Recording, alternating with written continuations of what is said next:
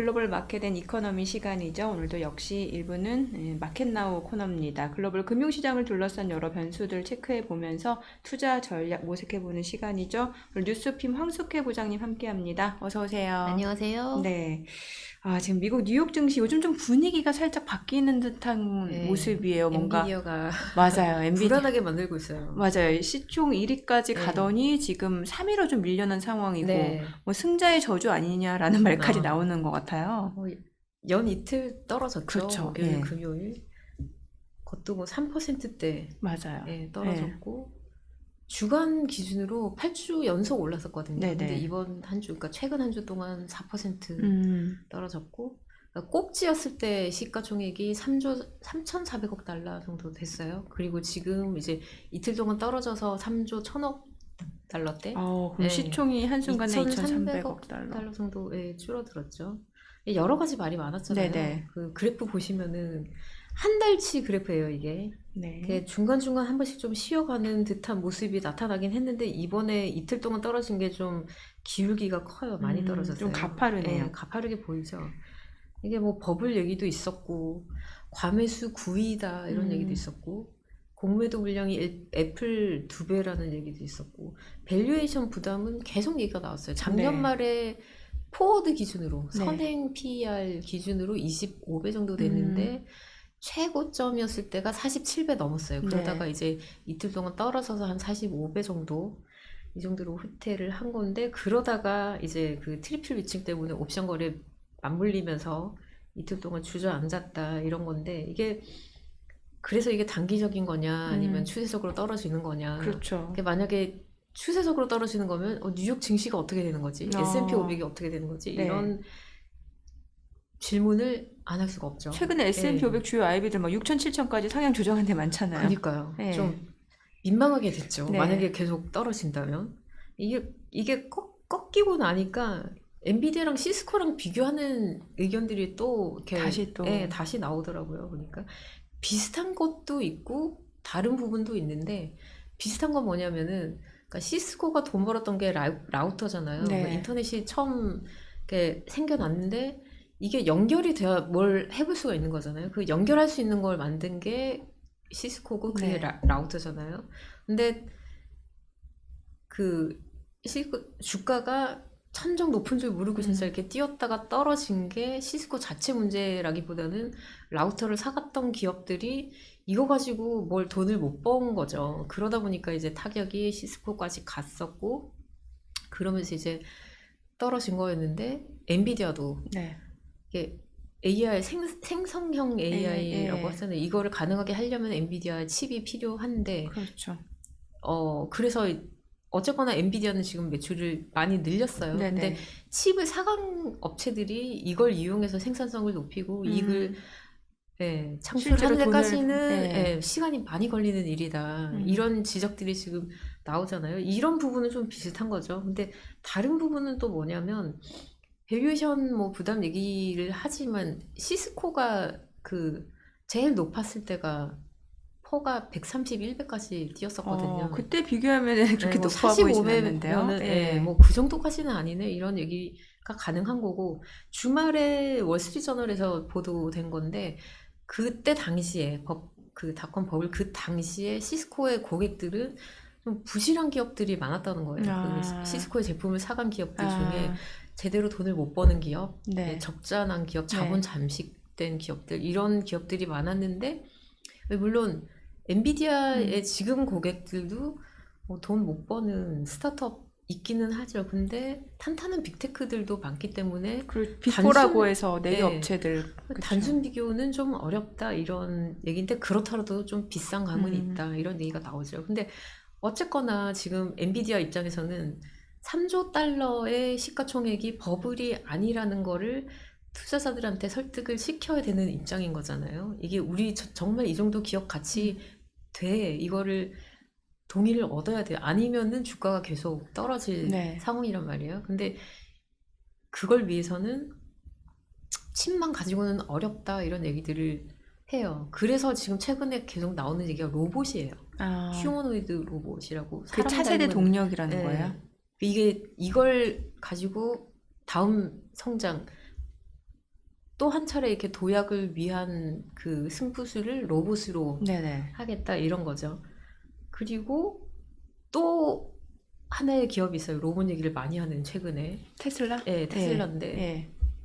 테슬라는 2021년에 주가가 빵 떴을 때 시총이 1조 달러 넘었어요. 근데 지금 약 2년 사이에 지금 반토막이 났잖아요. 그렇죠. 예. 예.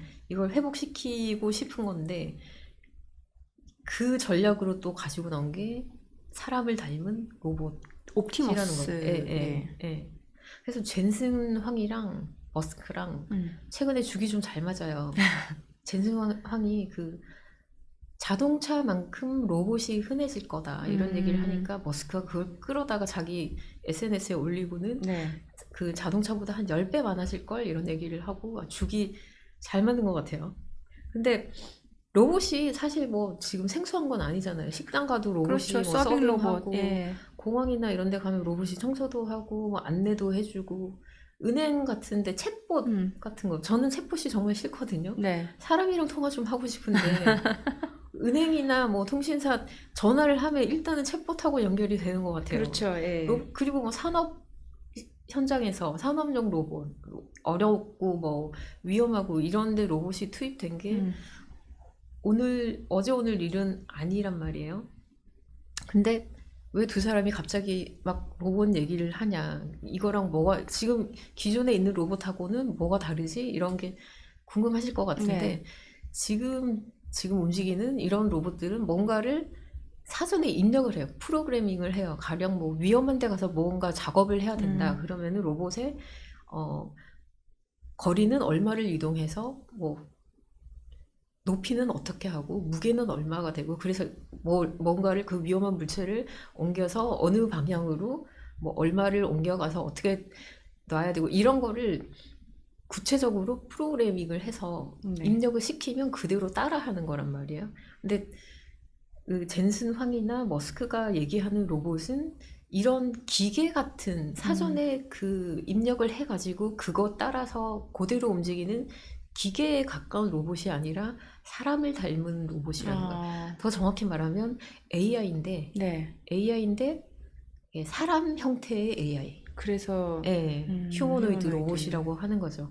그러니까 젠슨왕은 생성형 AI가 지금 가능해졌잖아요. 네네. 그래서 사람을 닮은 로봇, AI 로봇이라는 게 가능해졌다 이렇게 얘기를 해요. 네. 그래서 머스크는 지금 누구나 스마트폰 하나씩 가지고 있잖아요. 그렇죠. 그것처럼 누구나 내 로봇 하나. 그 자동차가 막 이렇게 보편화 됐을 때 네네. 제가 초등학생이었던 것 같은데 마이카 시대다 이런 얘기가 막 나왔었거든요. 네네. 그때 그것처럼 마이 로봇 시대. 그러니까 개인 비서 역할을 다 해줄 수 있고. 그쵸. 지금 상상이 잘 안 되는데 길에 걸어가면은 반은 사람이고 반은 로봇이고 그리고 뭐 어디 요가 뭐 배우러 가면은 강사 중에 반은 사람이고 반은 로봇이고 뭐 이렇게 될 수 있다는 그럴 거예요. 수 있겠네. 사람보다 로봇이 많아질 수도 있다 이런 얘기까지 해요. 그래서 두 개 회사의 그 로봇 청사진을 좀 차례대로 테슬라부터 보면 지금 보시는 사진이 그 말씀하신 옵티머스예요. 테슬라 봇 이렇게도 얘기를 하는데 처음에 공개가 된 게 2021년 8월이었거든요. 네네. AI 데이라는 행사에서 처음 공개가 되고 그 이후에 그 주요 행사 때마다 조금씩 이렇게 업그레이드 되고 좀 더 개선되고 이런 게 공개가 됐어요. 그리고 최근에 그 2세대가 나왔죠. 옵티머스 2세. 근데 지금 보시는 이 화면은 뭐냐면은 얘가 뭔가 일을 하고 있잖아요. 이게 그 배터리 전지를 종류별로 이거 분류를 해가지고 정리하는 거예요. 이 작업을 이날 이거를 한 4,700개 정도 되는 배터리 전지를 집어서 분류를 했다고 합니다. 이게 그러니까 관절 움직임이 좀 자유로울 수 있다라는 거잖아요. 이게 얼마나 놀라우냐면 이게 저작권 문제 때문에 가지고 나오지는 못했는데 셔츠를 접어요. 셔츠를. 저도 그 얇은 셔츠를. 저도 그 셔츠 이쁘게 이렇게 반듯하게 잘 못 접거든요. 근데 이걸 해요. 그리고 달걀을 옮기는데 달걀이 조금 세게 잡으면 깨질 수 있고 느슨하게 잡으면 떨어뜨리고 그렇잖아요. 근데 정확하게 힘 조절을 해서 이렇게 옮기는 거예요. 날달걀을. 그만큼 정교해졌다는 음. 거죠. 그래서 섬세한 작업까지도 로봇이 할 수 있다는 거예요. 그래서 연내에는 로봇이 그 왼손에 바늘을 잡고 오른손으로 이렇게 실을 이렇게 꿰는 것까지도 가능할 거라고 얘기를 해요. 그래서 머스크가 뭐라고 얘기하냐면은 최근에 밝힌 건데 이미 테슬라 공장에서 두 개라고 해야 될지 두 명이라고 해야 될지 네. 모르겠는데 로봇이 두 개의 로봇이 일을 하고 있다고. 아, 예, 그렇게, 예. 이미. 그리고 내년 말까지 1000대 이상 네. 많으면 수천 대의 이 사람을 닮은 이 로봇이 작업을 하게 될 거다 얘기를 하고 그 자기네 공장에만 투입을 하는 게 아니라 만들어서 팔겠다는 거거든요. 그러네요. 예. 다른 기업에다 팔겠다는 거예요. 그 네. 팔아서 로봇을 팔아서 매출도 올리고 이익도 창출하고. 근데 이렇게 생긴 로봇이 한 대에 얼마쯤 할까? 마이 로봇 시대라는데 네. 내 로봇 하나씩 이렇게 가지려면 얼마 정도 있어야 될까? 이게 궁금했는데 머스크는 한 대당 25,000불에서 한 3만 불 정도 이렇게 얘기를 해요. 25,000불, 네. 3만 불. 그러면 테슬라 약간 전기차보다 싼 거예요. 그러네요. 예. 예. 그 고가 차량보다는 반값도 안 내는 그러네요. 값이죠. 예. 예. 그래서 이걸 만들어서 다른 기업에 팔아서 이익을 창출할 건데 나중에는 그 전기차 비즈니스보다 휴머노이드 로봇 비즈니스 이쪽 부분의 자산 가치가 더 커질 뿐만 아니라 이걸로 인해서 테슬라의 그 시가총액이 25조 달러까지 커질 거라고 얘기를 해요. 지금 시총이 6천억 달러 정도 되거든요. 저 궁금해지는 게 그럼 이 로봇은 어떻게 동력을 어떻게 얻는 걸까요? 충전을 해야 되는 걸까요? 아니면 충전 아닐까요? 제가 봤는데 그냥 뭐 전선 달고 이런 거 없이 그냥 걸어 다녔어요. 걸어 충전. 다니고 예. 배터리를 넣거나 그런 형태가 되지 싶어요. 예. 그래서 사람이 하기 싫어하는 일이나 네. 아니면 위험한 일이나 뭐든지 할 수 있다. 그래서 시장 규모가 그만큼 커질 거란 얘기고 그래서 테슬라의 그 기업 가치도 나중에는 전기차가 아니라 로봇 가지고 우리 25조 달러짜리 회사로 커질 수 있어 이런 얘기를 하는 건데 다들 동의하냐? 그렇지는 않아요. 회의론자들은 뭐라고 얘기하냐면 원래 머스크가 좀 허풍이 세요. 그래서 완전 자율주행 네. 이 기술도 FSD라고 네. 하죠. 이것도 21년까지 가능할 거라고 얘기를 했는데 아직 안 된 거잖아요. 그리고 뭐 사이버 트럭도 좀 늦어지고 있고. 그렇죠. 뭐 주요 사업 발표한 것 중에 대부분 조금씩 수년째 지연이 되고 있는 것도 있고. 그래서 이게 최근에 그 560억 달러짜리 보수 패키지 네네. 승인 받았잖아요. 그 주주들한테 이거 승인 받으려고 좀 과대하게 포장을 한 게 아니냐 이런 얘기들이 있기는 해요. 그 근데 CEO 보상안이요. 네.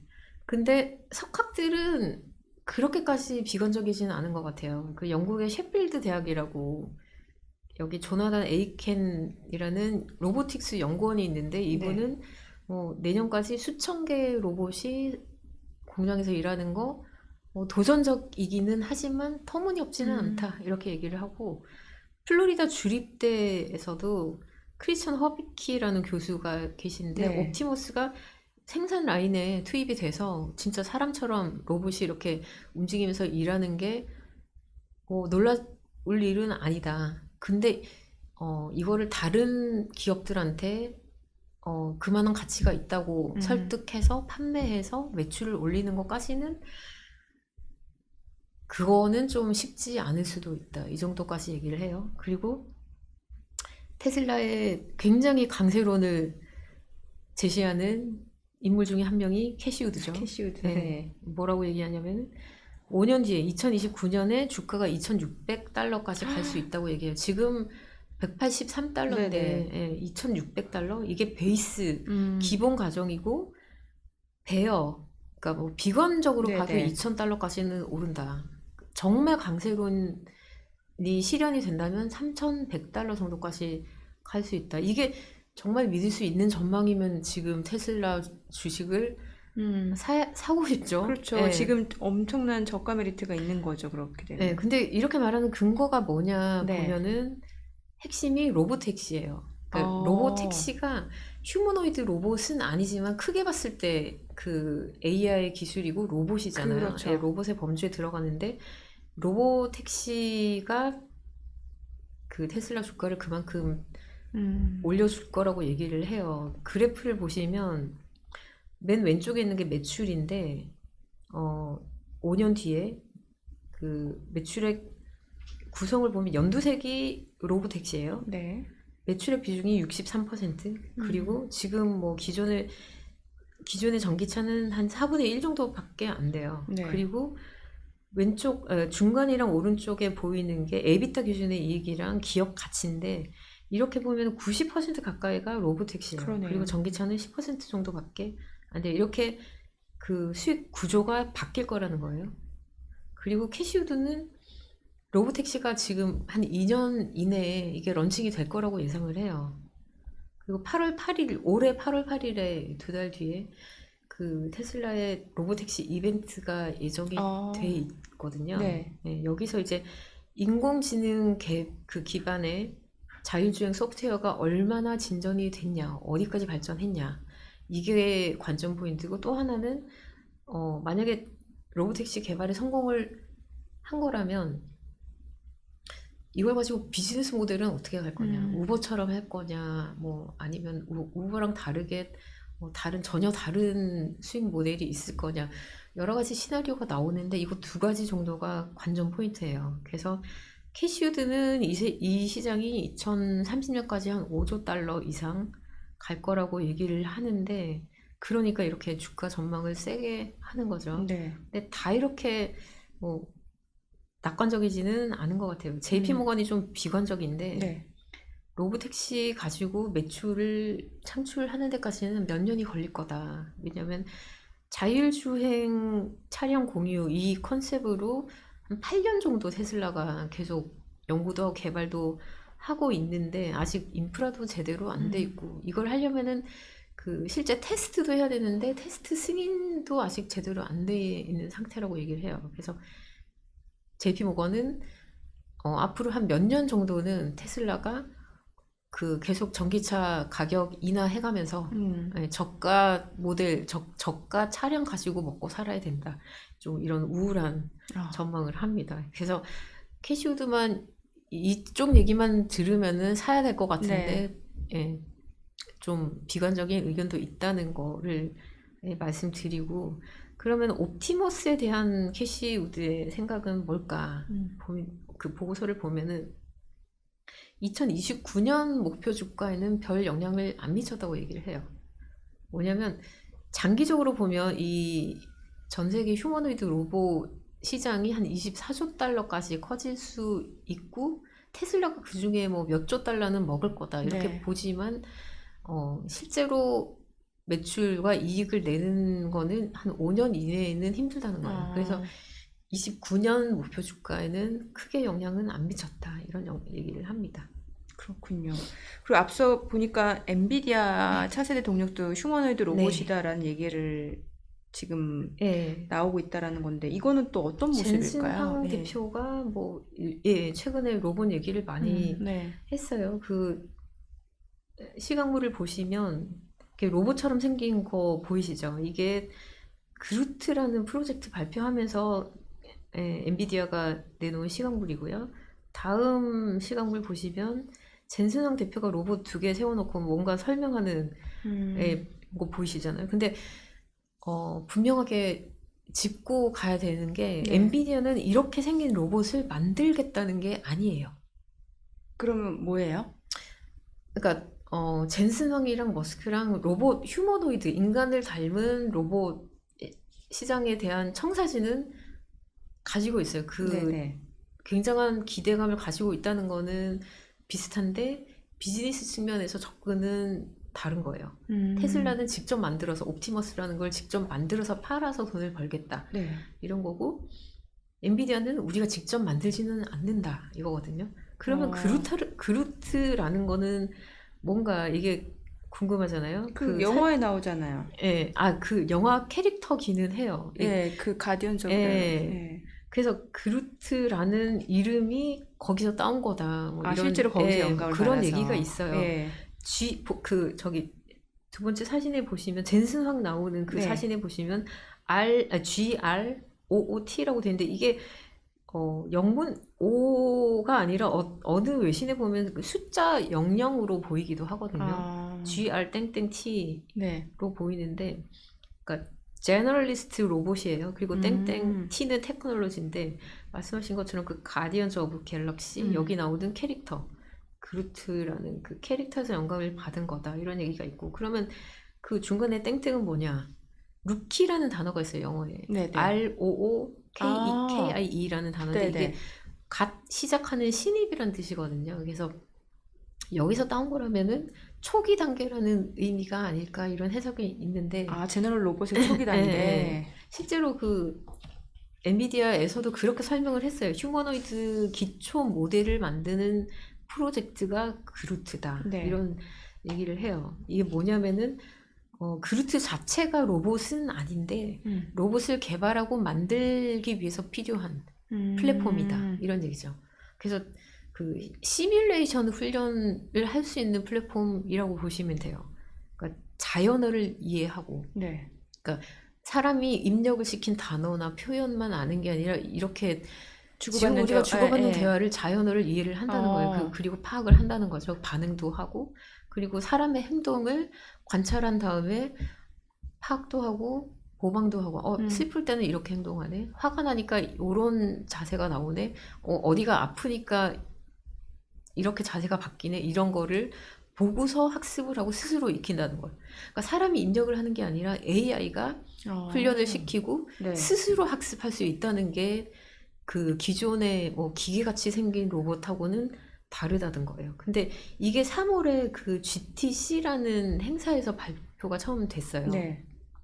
GTC는 뭐냐면은 그 GPU 칩 이름이잖아요. GPU T 테크놀로지 컨퍼런스라는 건데, AI 관련해서 그 최신 기술 그 개발 성과라든지 네. 실험 결과라든지 이런 거를 엔지니어나 개발자나 회사 대표들이나 석학들 사이에서 모여가지고 그 성과를 공유하기도 하고 서로 정보도 교환하고 이런 컨퍼런스인데, 최근 한 2년 사이에 AI에 대한 관심이 굉장히 높아졌잖아요. 그러면서 이제 GTC라는 컨퍼런스에 대해서도 굉장히 관심이 높아졌는데, 여기서 처음으로 이제 그루트 프로젝트라는 게 발표가 됐고, 근데 이게 어느 날 그냥 갑자기 공개가 된 게 아니라 엔비디아가 로봇을 개발하고 그 연구를 한 게 한 10년 정도 돼요.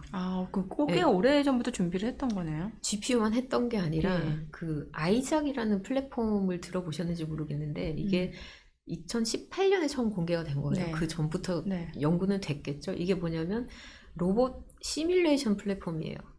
그리고 제슨 토르라는 게 있는데, 이거 뭐냐면은 로봇 전용 칩셋이에요. 생성형 AI를 하기 위한 칩을 만들잖아요. 네. 그거랑 별도로 로봇을 움직이게 하기 위해서, 로봇을 훈련시키기 위해서 만든 그 전용 칩이 따로 있다는 거예요. 제슨 토르라는.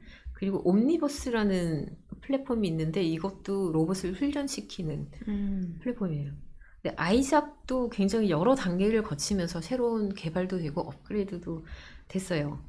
아이작 심이라고 해서 네. 그 시뮬레이션을 수천 가지 이렇게 제시해서 훈련을 굉장히 빠른 속도로 할 수 있게 하는 그런 플랫폼이고, 아이작 랩이라는 것도 있는데 학습을 굉장히 강화한 플랫폼이고, 로봇 팔만 훈련시키는 최첨단 모션을 생성하는 AI가 있는데, 이건 또 아이작 머니퓰레이터라고 해요. 그리고 아이작 퍼셉터라는 것도 있는데, 이거는 3D 시각물이에요. 그러니까 자율주행을 하려면 이게 네. 필요하겠죠. 그렇죠. 예.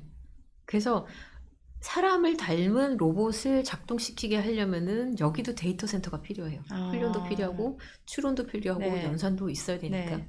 그리고 로봇에 직접 그 탑재하는 제슨이라는 칩셋이 있어야 되고, 둘 사이에서 작동하는 옴니버스라는 플랫폼이 있어야 되고, 그리고 이제 최근에 발표가 된 게 그루트라는 거죠. 그래서 엔비디아는 우리가 직접 로봇을 만들어내지는 않지만 로봇을 개발하고 제작하는 데 필요한 생태계를 우리가 다 갖추고 어. 있어. 들어와서 개발해. 이런 거예요. 와. 이게 비즈니스 모델이라는 거죠. 엔비디아의 휴머노이드 모델. 로봇을 제작하기 위한 플랫폼을 제공하겠다라는 거네요. 그래서 젠슨성은 두 가지 정도의 로봇이 대량 생산되고 대중화될 수 있다고 생각하는데 그 중에 하나가 로보택시예요. 자율주행. 네. 자율주행 차. 그리고 또 한 가지가 휴머노이드 로봇. 인간형 로봇이에요. 이게 지금 벌써 이 비즈니스 전략은 입증이 됐어요. 왜냐하면은 자율주행 시스템이 개발이 돼서 네. 메르세데스랑 그 파트너십이 체결이 됐어요. 그래서 이미. 내년에 같이 차량 생산을 본격화한다고 엔비디아하고. 그리고 그 아이작이라는 플랫폼 네, 말씀드렸잖아요. BYD 자회사 중에 BYD 일렉트로닉스라는 회사가 있는데 PC랑 스마트폰 이런 가전 만드는 회사예요. 이 회사 그리고 뭐 지멘스 로봇 쪽에서는 꽤나 이름이 있는 회사인데 보스턴 다이나믹스 알파벳 자회사 중에 인트린직이라는 회사가 있는데 로보틱스 소프트웨어 만드는 회사거든요.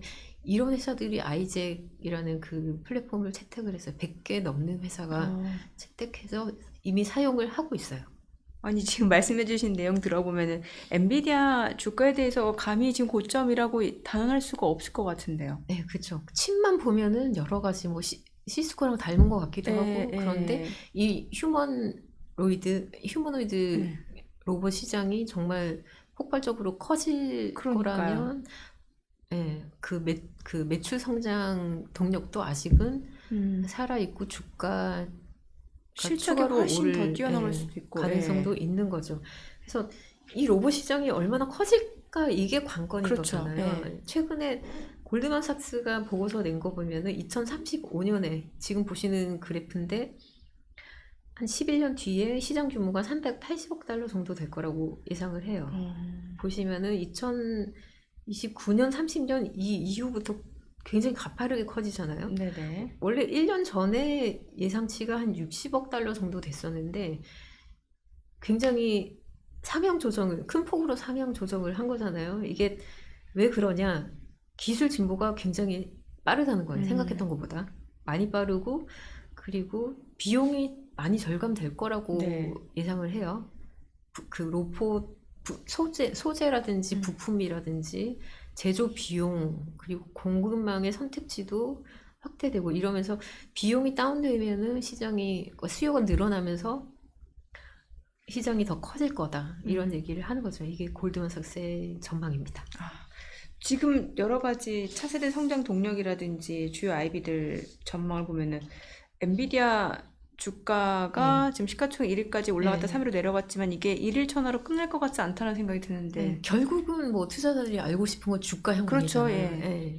보시면은 그래프가 몇 가지가 있는데 지금 처음 보시는 게 세일즈포스 그 다음 그래프가 스노우플레이크 다음이 인텔이고 마지막 그래프가 어도비예요. 이런 종목들이 인공지능 테마 가지고 작년에 주가가 많이 오른 기업이에요. 그리고 연초까지도 오르다가 최근에는 다 떨어졌거든요. 그래프 보시는 것처럼. 약세론자들은 일반적으로 버블이 꺼질 때 이런 주변 종목들이 먼저 떨어지고 그리고 나서 대장주가 떨어진다. 빠진다 이렇게 얘기를 해요. 그래서 AI 효과나 시장 전망을 너무 과도하게 처음에 많이 성급하게 반영을 해서 주가가 떴다. 그래서 좀 조정이 나올 거다 이렇게 얘기를 하는데 반면에 강세론자들은 지금 셀이 나오긴 했지만 엔비디아 엑시트하는 건 아니다 이런 식으로 얘기를 해요. 그 운용사 중에 조르 캐피탈이라는 회사가 있는데 여기 조 펌이 포트폴리오 매니저가 굉장히 좀 강세론을 제시하는데 아직은 투자 초기 단계고 그래서 엔비디아 매출이 3, 4년 뒤에 한 3배 정도 늘어날 거다. 그래서 연간 기준으로 2,500억 달러를 넘어설 거라고 얘기를 해요. 그리고 월가의 컨센서스가 엔비디아 시총이 지금 3조 1,000억 달러 선까지 밀리기는 했지만 4조 달러까지는 가지 않겠냐 이런 전망들을 합니다. 네. 뭐 그렇다 보니까 지금 엔비디아 여전히 고점 논란이 많고 차세대 동력에 대해서도 의문시되는 부분이 있다 보니까 이번 주가 좀 중요할 것 같고 또 예. 빅테크들 실적 발표도 또 앞두고 있잖아요. 네, 예. 그래서 뭐 이번 한 주는 엔비디아가 더 떨어질까 아니면 반등할까 주가. 예, 이게 제일 관심일 것 같아요. 네. S&P 500이 연초 이후에 한 15% 정도 올랐는데 IT가 28% 넘게 올랐거든요. 2배 이상 오른 거잖아요. 그래서 길게 볼 때 네. 뭐 낙관하더라도 단기적으로 좀 피로감은 음, 있지 않을까 이런 예상을 하고요. 그리고 한 주 동안 매크로 쪽에서는 금요일에 5월 PC 물가 나오는데 이 부분이 좀 관심이지 않을까 생각합니다. 알겠습니다. 오늘 내용 잘 들었습니다. 네. 고맙습니다. 감사합니다.